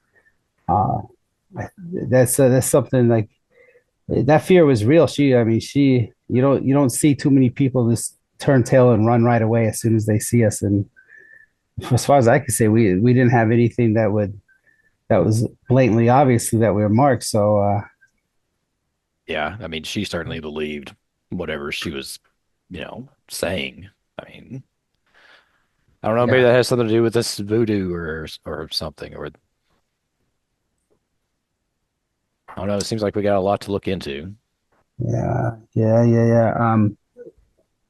So uh, should we each take a sidearm and put the box back in some money, put the box back in the vault, or how do you want to? What do you want to do with this? Yeah, I think each of us take a sidearm. I'm going to take a 38. And then, yeah, I mean, take some cash, and then I think putting it back in the vault is probably the best thing. I don't, not at the point I want everybody to know that we have extra weapons on hand. Yeah, especially that O'Neill. I don't want him to try to. I don't know if I want to arm him just yet. And we should also probably keep the map just in case. Yeah. All right. Uh, so we take the map, the two sidearms, and the matchbox too. I'm guessing we're gonna need that, and then the notes. Basically, the rest of the guns we'll put back in the crate, and I'll bring them back down to the desk. And Yes. Say we take 20 each in cash. Should definitely get us pretty far. yeah,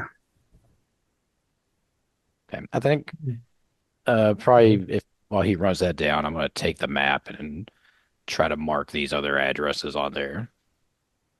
Okay. Well, the map isn't quite that extensive. Oh, So gotcha. it's, you know, Okay. it's, but you're doing that. Guy, you're going down. Sean, were you going down? I forget. You were going to make reservations. Um, James, you're in your room. Uh, Donna and Amy, what were you doing? We were lying down. There is no diner in this restaurant, but also no bar or something, right? There's not, no. Uh, Okay. all food is in things right next door, you know. Are there any other guests in the hotel that we've seen? You've seen nobody else in the hotel. I was going to ask if we said something before about what we're doing here, but yeah. I mean, there's definitely more rooms, but you haven't seen anyone else. I think at this point, James would go to his daughter and Amy's room to Okay. let them know about lunch, trying to reassure them, trying to reassure himself because he has no idea what's going on. He's desperate to talk to his wife or to his find out if his son is there in New York or what's going on, see if she knows anything. But just to try to lift their spirits. And I feel that we probably haven't eaten anything very well in a while. So I think it'd be just nice to sit down and have sort of a meeting and let them know that I'm going to invite the two detectives because I think we're all in the same boat. I think we need to work this out together. Okay. So you go there, you're telling them this. Guy, you go downstairs and you turn in the box. Uh, I'm not going to make a new ticket. You've got a new ticket though. And suddenly you guys are all sitting around a table in the restaurant. Uh, and the waiter is walking away as if he's just taken your orders. And oddly, I mean, it looks like he's shaking his head as he goes away, like he was treated rudely. Uh, you're all sitting there around the table staring at each other, and you don't know when you came downstairs. Is there a But the clock in clock, here? yeah, the clock on the wall has definitely been like an hour has passed. Amy, it's happened again. I, Does I Yeah. lost time. we all experienced that? Yes, sir, we did. Yeah, I don't know how we got here. I just saw the waiter walking away. That's the first thing I remember I since know, I we was in were the laying hotel. down. Yeah. Well, be interested to see what we ordered for lunch. Are Detective Kessler and Detective Randall at the table with us or no? Yes, they're there with you.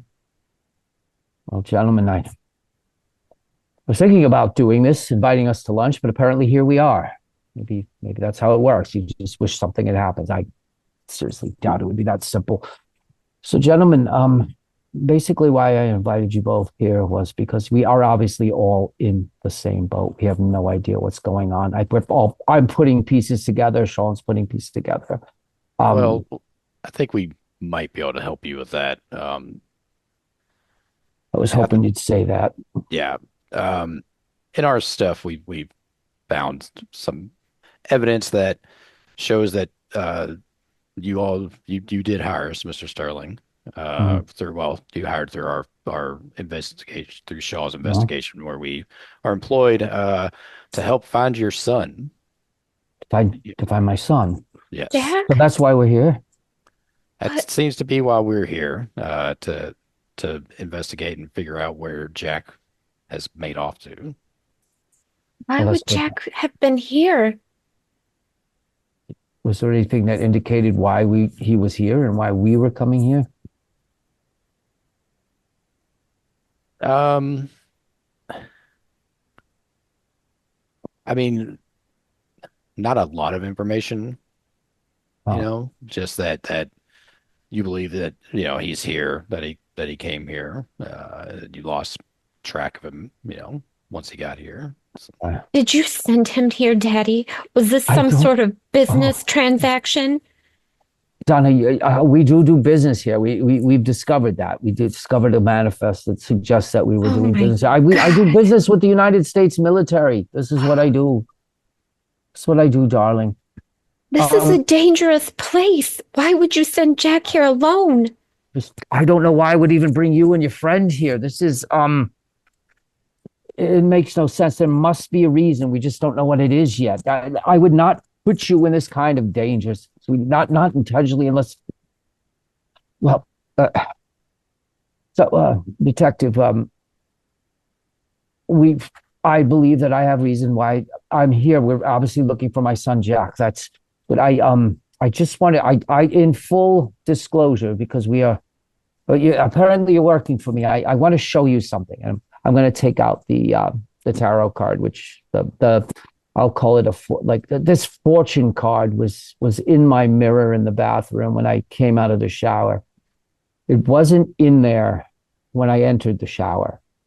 And I showed them the mort card, the death card.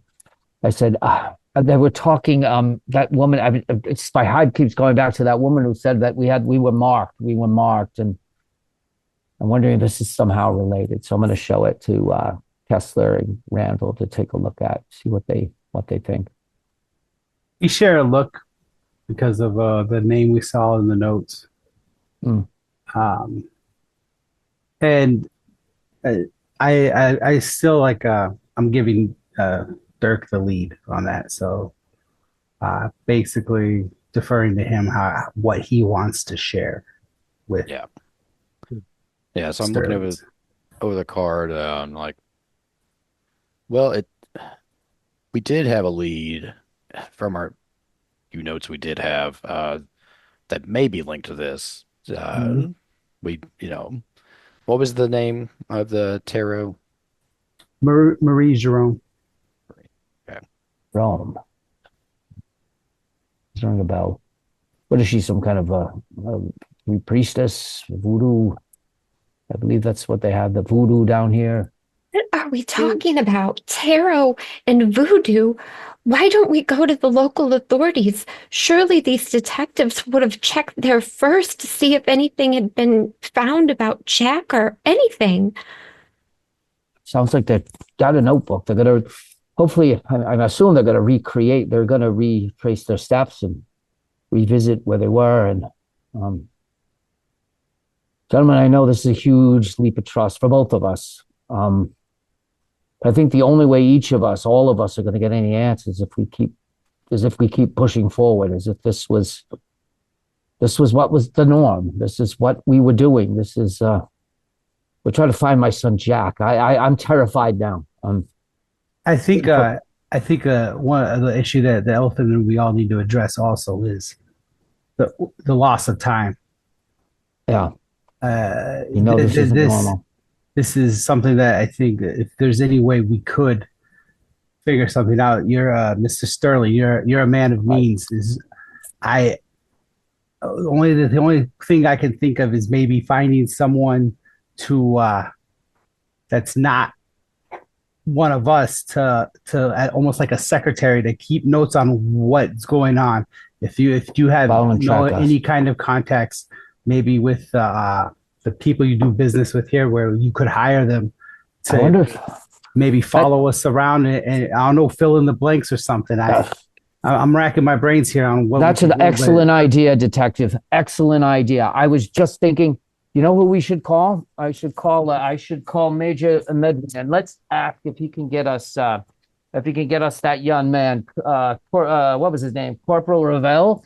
Maybe. I am a very. I do a lot of business with the military, especially down here, with armaments, and I'm sure that the United States can do us a favor. If I have to, I'll call my good friend New York U.S. Senator Graves, and he'll pull some strings. But I want Corporal Ravel. I trust that young man. I think he understands the situation what we were in, obviously. So I think if we had him with us, maybe he could keep track of things when they disappear for us. Because Everyone do a spot hidden.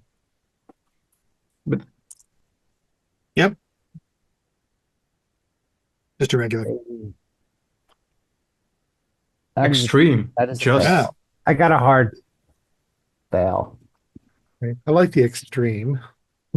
Me So too. you're all sitting around the table, Amy, as Mr. Sterling is talking.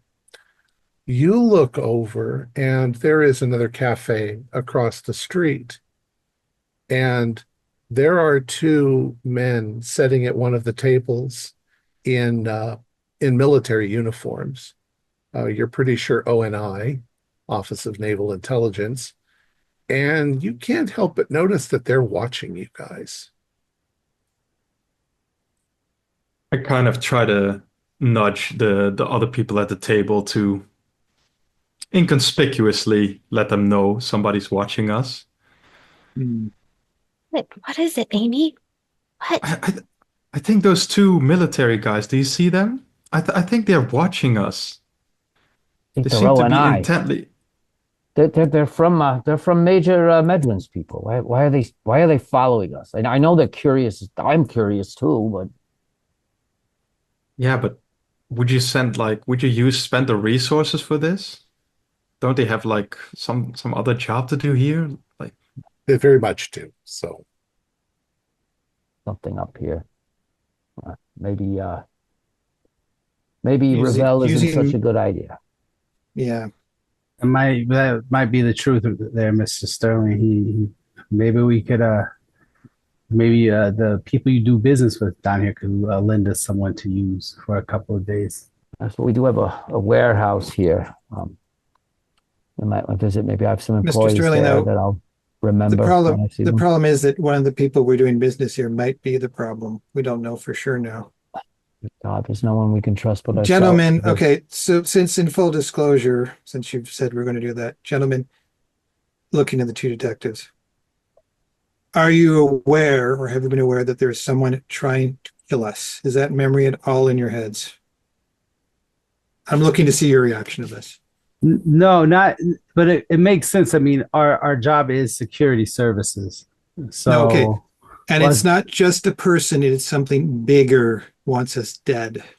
It's not in the What? city, it's out there in the jungle. so I'm guessing that's what the Baron Lacroix thing was from that nurse at the hospital. Possibly, I have no idea. This is all nonsense to me, but there's something bigger than us that wants us dead. Kessler, what do you think? I think we need to arm ourselves, gentlemen. I think we need to be prepared to protect ourselves. So I'm going to go Yes. take whatever means possible to make sure that we have that, including you, Miss Sterling. You need to have an armament on you. Miss Lachlan, how are you with a gun? Fine. I know my way around a gun. That's what I like to hear. I was also thinking maybe we can ask the staff around here if we've been here before, like how we were a week ago or something, how we were Good acting idea, or Amy. I think Gentlemen, what I'll I'm try to saying. get you some sidearms. Do you have any preferences? Just a handgun is fine or shotgun. That's a big That's- range. No, I'm just kidding. Let's can't say exactly handgun, walk 'cause- around town Yeah. with a shotgun. Yeah. Shotgun's a bad idea. So is a rifle. Just personal sidearms. Then. I'm looking at Kessler. I'm not trying to be subtle, but just kind of glancing at Kessler like a knowing look. Like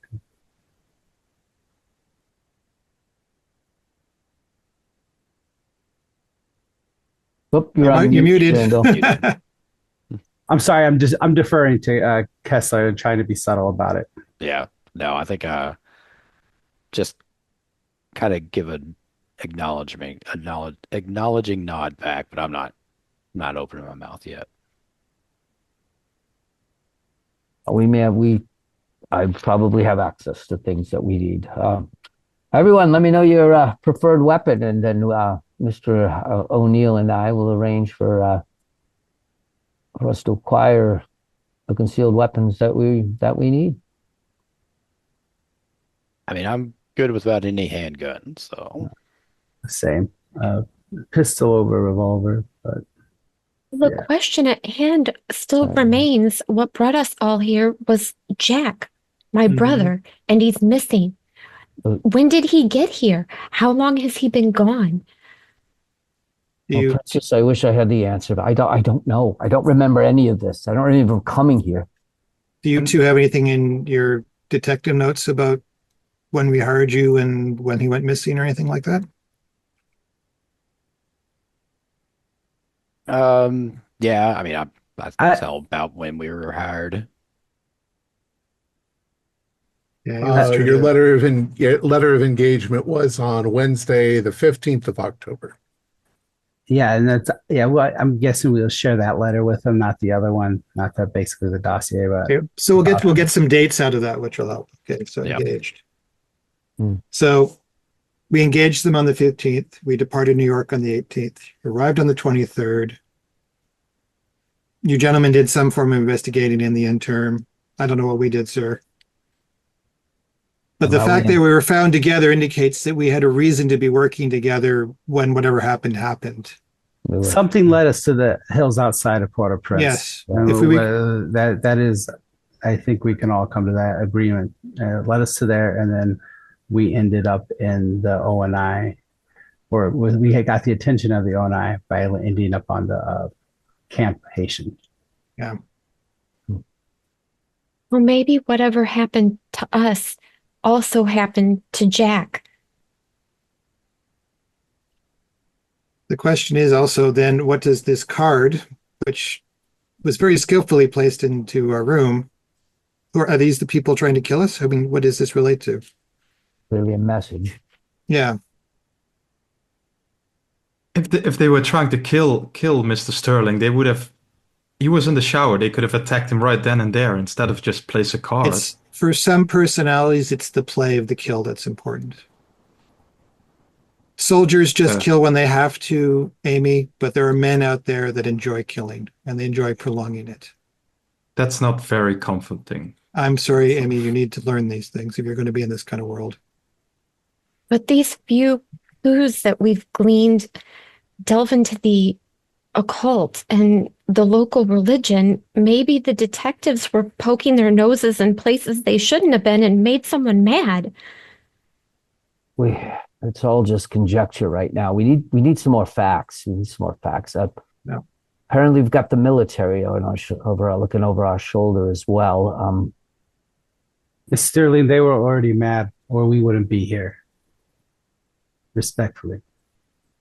That's why we're here, because either your brother or your father made someone mad, and now we're here to help you clean it up and keep you alive. Don't forget that, man. As you guys are sitting there, once again, I'd like you to do spot hiddens, and this is basically you're not looking for anything; you just happen to notice something. Not that time. Oh. No. Failure. Fail. Oh shit, we all failed. I just barely succeeded. Good. I passed. I got a 20 out of 55. So I got that's a hard. I got a hard. Yeah. Nice. Yeah. Better than my 67 out of 70. Okay. So James, as you're sitting there, there is a stack of old newspapers over towards the side. People sit here in the mornings and sip their coffee and read the newspapers. And you happen to notice that one of them has an advertisement for this tarot reader, Madame Jerome. What's this? Madame Jerome tarot readings. who is this? I wonder, 35 Rue Macquarie, is that? I can't read it so small. Huh. Sir, look at this other article here. Foreigners feared dead. Residents in the foothill of the eastern outskirts of Port-au-Prince reported a group of whites marching to the hills late last night. Shortly thereafter, gunfire and screams were heard. Locals reported finding human remains, but the police investigators found only bloodstained grass and bushes at the supposed conflict site. Samples have confirmed the blood was human. Despite the lack of any bodies, locals insist the victims were assaulted and killed, but by whom they would not say. The U.S. Embassy has received no reports regarding any missing citizens in around Port-au-Prince, but they did say they were confirming the investigation of the matter. This was on the 28th. Tuesday, 28th. This was so what happened on the 27th, probably then, for the evening yeah. 27th. And they found us 2 days ago, the Mr. Madwin said, I think. Or the so doctor. They found us on the 28th? They found you on the 28th. Yeah. So 27th, people got killed. 28th, it was reported in the newspaper. There were no bodies found. It doesn't necessarily mean we were found. Us. None of you have any gunshot wounds or cuts. No, but whatever we ran afoul of may be whatever these people ran afoul of. If there's something out there, sir, there is something out of the city that wants us dead. There, we should bring her the card and ask her about it. I think we should. She might be a valuable resource. She knows what these magic things are. Look, I don't believe in any of this supernatural nonsense. I know they use it to keep the local populace in control, like anything, and I don't believe in any of that nonsense. I think maybe we are some kind of virus that's causing our memory loss, like from an insect bite. We're in the jungle, for God's sake, but even if it was a virus, we all came to at exactly the same time. What kind of virus does that? I don't know. You're a good journalist, Amy. I try to be. I'm still learning, I think. But yeah. Well, you're doing really good at putting clues together, because I didn't think something weird. It almost feels supernatural, but yeah, like you said, that's just, well, I don't believe in all that juju. Whether supernatural is real or not, this Madame Laveau sounds like someone who could help us either way, at least with some knowledge of these people's religion and their beliefs. So maybe that could give us some clues. I don't think it's Madame Laveau. I think that's that's New Orleans. Oh, we got the wrong lady. That was the last time this happened. And Madame Laveau is long dead at this point. I'm so sorry. I don't know where that came from. New Orleans. But yeah. Yeah. Maybe James just doesn't. He just limps it all together. He read a book and didn't remember where he got it from. So I think this is a good place to stop for the evening. However, I do want to give you, for your own knowledge, some information about Haiti so that you kind of get a sense of where you are. Republic de Haiti, can't do French either, Tom, is a small Caribbean country covering the western third of the island of Hispaniola. The other 2/3 of the island are the nation of the Dominican Republic, so that answers that question. Haiti is famous for being the world's first black-led republic. It happened around the time of the French Revolution, actually, and the New World's home of voodoo. Haiti's name is derived from the word for mountainous land used by indigenous Arawak people who are now extinct. We'd like to do geography. I'll do that one. Haiti is mostly mountainous terrain with a tropical coast. More than half of the country has gradients greater than 20%. The country is subject to violent earthquakes, and it is common to feel earth tremors a few times a week. Streams from the mountains flow everywhere, but none are navigable. Climate. The climate is typically equatorial, hot with high humidity. Temperatures are fairly constant year-round, with average highs of 95 degrees Fahrenheit or 34 degrees Celsius in the summer and 85 degrees Fahrenheit or 30 degrees in the winter. Nighttime temperatures rarely drop below 65 degrees Fahrenheit, 20 degrees Celsius. The island is subjected to hurricanes, which normally hit the coast between June and September. People. By the end of the 1920s, Haiti's population has reached approximately 2.5 million people. 95% of the country's inhabitants are descendants of African slaves brought over from West Africa and the Congo between 1518 and 1801. The other 5% are mulattoes, mixed African and European ancestry, and Europeans, the latter numbering only around 3,000. There's only 3,000 white people. Ooh. Let's do history. Okay, brief history. The Spanish ruled Haiti from 1492 to 1625. The French ruled it from 1625 to 1804. The Haitians took advantage of the French Revolution and started their own revolution at the same time, 1791 to 1804, which freed it from the French in 1804. They went through a number of complicated periods of self-rule and foreign occupations. In the early 20th century, they experienced great political instability, were heavily in debt to France, Germany, and the United States.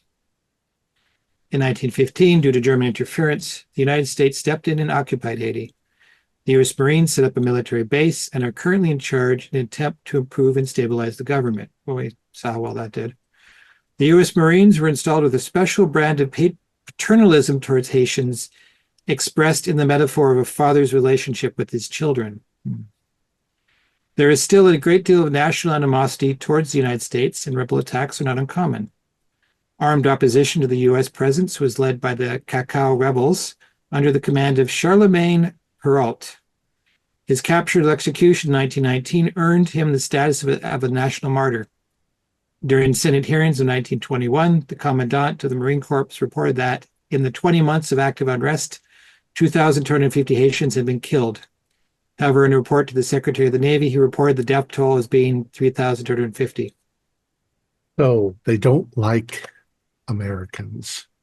Nope. But we're in charge at the moment. So there is a great deal of animosity, and not like Corporal said, stick to the white parts of town. Yeah. Don't go wandering around too much. But that's where we'll stop it for the evening. Our players included Joe Bardalis, Carrie Marion, Cohen Lighton, Kent Blue, Michael Ramirez, and Troy Lehman and with yours truly as the keeper of arcane lore. We have a Discord server where you can chat with other members. You can set up private games. You can learn the finer arts of gameplay and game mastering. We provide audio-only versions of our shows free for you to download from Spotify, Podbean, or iTunes. Support for the show is provided by our patrons who are listed in the closing credits. If you'd like to show us your appreciation, please visit our Patreon page listed in the description, or you can use the thanks button just below the screen. Like, share, and subscribe to our channel, and punch the bell icon for updates on our latest shows, and leave us some comments. We enjoy reading them and answer any questions you might have. This is Thom Raley, together with all the members of our gaming club, inviting you to journey with us once again into the darkness for another adventure into the universe of H.P. Lovecraft and the Call of Cthulhu role-playing game. Until next time, good luck, good gaming.